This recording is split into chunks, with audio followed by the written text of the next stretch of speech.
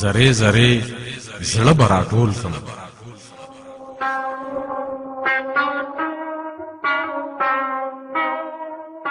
زرې زرې زړه مې راټول کو، زرې زرې زړه مې راټول کو. زه اوس د مینې په معنا او مفهوم ورسېدم. اوس د ژوندون د تېرولو په چل پوهه شومه. نور به د مینې په دروغ او رښتیا نه غولېږم. ما خپل ځان ولید ګرانه، ما ستا محبت وکتو. ما خپل ځان ولید ګرانه، ما ستا محبت وکتو. ستا که دا خیال وي چې بستانه بغیر ونه پایم، تا ته د یاد وي زما د کتاب هره پاڼه د غم لړلو وسویلو تورو تیرو ډکه ده.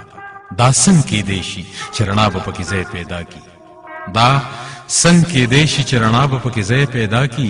د مینې ټکی به د دغه کتاب باب جوړ شي. هلته اوس صرف د نفرت خبرې خلک ګوري.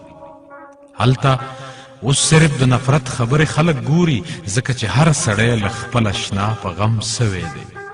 چا هم د مینې د خوږو خوند تر زړه کړی نه دی.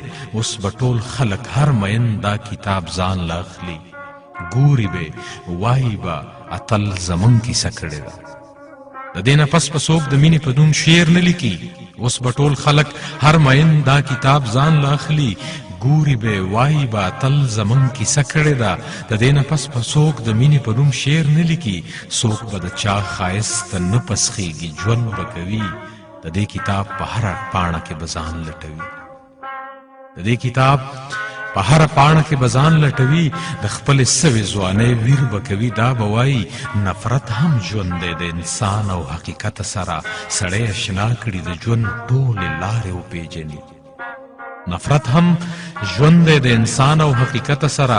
سړی اشنا کړي د ژوند ټولې لارې وپېژني. د انساني تړون دروغ او رښتیا دغه دي چې سړی په ورکه لاره بوځي، بې منزله یې کړي. ستړی ستومانه شي، نه بیرته نه په وړاندې تلی شي. دې نه ښه دا ده چې د ژوند د کتاب ټولې پاڼې هر ټکی خپل نوم ته منسوب کړي، پکې ځان وګوري. لږ د دې دور د خودغرضه ژوند جانان وګوري. اوس که د دې نه پس مین د ژوند